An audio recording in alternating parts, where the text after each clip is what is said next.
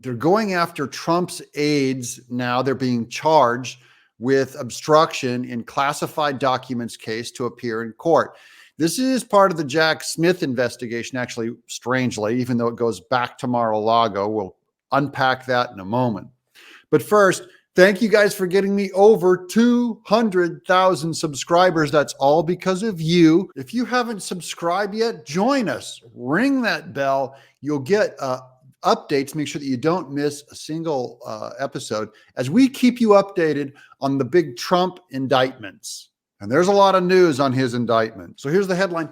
Trump aide charged with obstruction in classified documents case to appear in court. If you guys stay to the end, I'll give you guys the rundown on why this is important, why this is something that Mueller did with the Russian document investigation, and how it's used as part of the statecraft, the lawfare, as Trump calls it, to manipulate this election. This is from Reuters. Miami. An aide to the former U.S. President Donald Trump will make his first appearance in Miami federal court on Monday to face charges he tried to help the former president hide secret documents taken upon leaving office. By the way, this is the one case that Trump is likely to lose because they have him on camera, or they have a recording of him saying, let's get rid of these security tapes.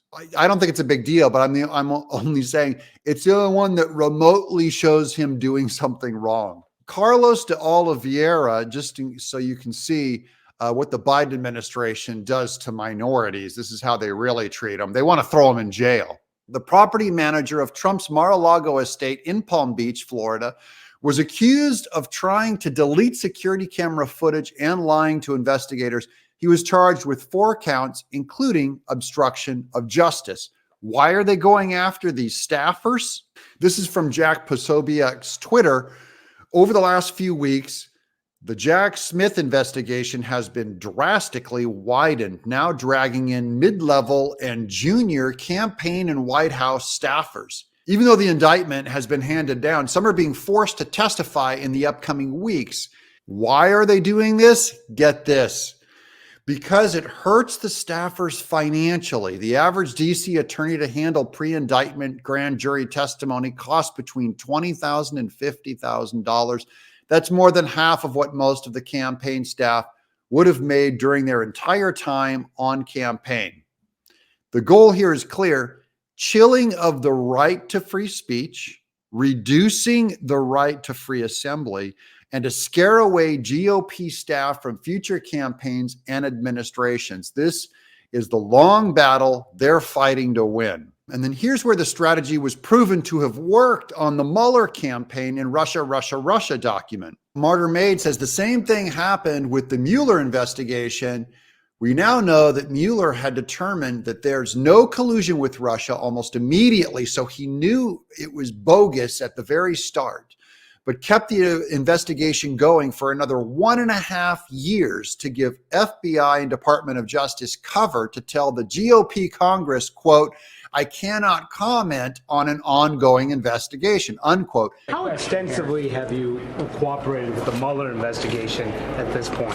I can't talk about that. Anything to do with the Mr. Mueller investigation, he does not want to comment on, nor will he.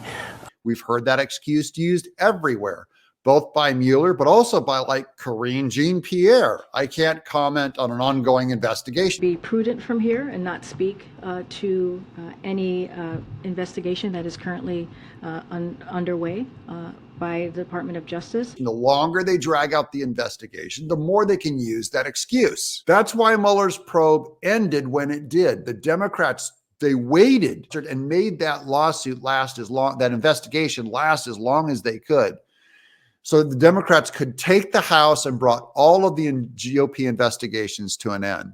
See, they waited till they had the majority in the House to stop the investigations. The other reason is described here. Now, this goes back to the Jack Smith case and the Mar-a-Lago documents case. Many people quit the Trump administration because they were being bankrupted by legal fees due to being dragged into an investigation that, again, the Mueller team knew was bunk a couple months in.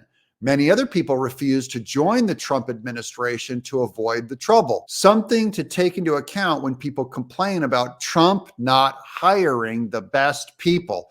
The Democrats are trying to make it poison to work for Trump. You will be bankrupted. Remember, this happened to Rudy Giuliani, Sidney Powell, all these people being bankrupted for in any way saying something positive about Trump. The Mueller probe was not misguided, a waste of taxpayer money, nor a failure. It was a straightforwardly corrupt means to cripple Trump's administration, teach a lesson to anyone who dared to work for a non-establishment candidate, and to cover up the FBI and the Department of Justice working with the Clinton machine to spy on the Trump campaign. Now you guys know the strategy. This is the only reason they're going after Trump's staff. If you guys want more of this material, you give us a thumbs up, leave a comment and say hi, and of course, subscribe. I'm Doug in Exile.